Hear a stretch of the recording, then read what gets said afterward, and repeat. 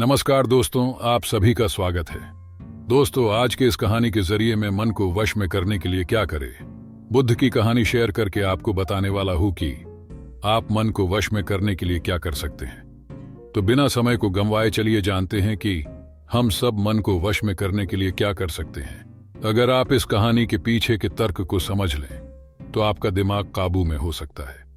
जब मैंने पहली बार यह कहानी पढ़ी तो मुझे इसका तर्क समझ में नहीं आया, लेकिन इसकी भावना प्रेरणादायक है। एक बार महात्मा बुद्ध किसी नगर से गुजर रहे थे। बुद्ध की नजर एक कपड़ा व्यापारी पर पड़ी जो उदास और निराश दिख रहा था। बुद्ध उसके पास गए और पूछा, हे भक्त, तुम इतने दुखी क्यों हो? यदि आप मुझे अपनी चिंता के बारे में बताएं तो मैं आपकी मदद कर सकता हूं। कपड़ा व्यापारी ने बुद्ध को प्रणाम किया और उन्हें अंदर आमंत्रित किया।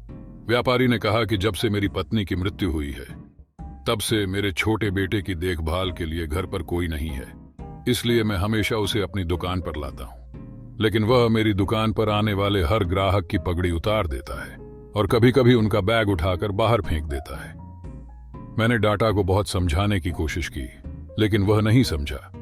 उसकी हरकतों से मेरे सभी ग्राहक अपमानित महसूस करते हैं और वापस चले जाते हैं।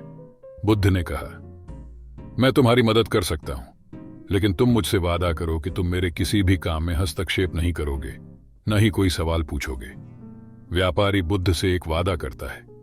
अगले दिन बुद्ध पगड़ी पहनकर आए और ग्राहक की तरह बैठे। व्यापारी के बेटे ने आकर बुद्ध की पगड़ी उछाल दी।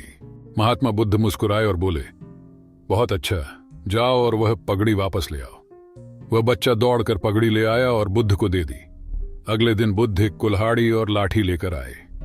लड़के ने फिर पगड़ी उछाली। बुद्ध ने लड़के को एक कुल्हाड़ी और लकड़ी दी और कहा, जाओ इस लकड़ी को काटो। व्यापारी को थोड़ा डर था कि कहीं उसके बेटे को चोट न लग जाए, लेकिन उन्हें अपना वादा याद था। 7 दिनों तक महात्मा बुद्ध कोई न कोई नया काम लेकर आते और लड़के से करवाते।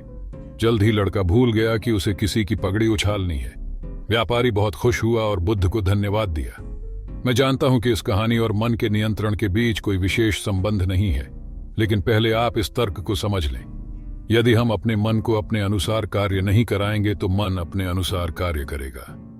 यदि हम मन को अपनी इच्छा अनुसार नियंत्रित कर लें तो मन को नियंत्रित किया जा सकता है। मन 2 तरह से काम कर सकता है। पहला, मन अपनी इच्छा अनुसार काम कर सकता है, या दूसरा, हम मन से अपनी इच्छा अनुसार काम करा सकते हैं। बुद्ध से मिलने से पहले लड़के का मन और मस्तिष्क अनियंत्रित रूप से उसकी इच्छा के अनुसार काम कर रहा था, लेकिन बुद्ध ने लड़के से अपनी इच्छा के अनुसार काम कराया, जिससे उसकी आदतें बदल गईं। दोस्तों, हम आशा करते हैं कि आपको बुद्ध की यह कहानी पसंद आई होगी।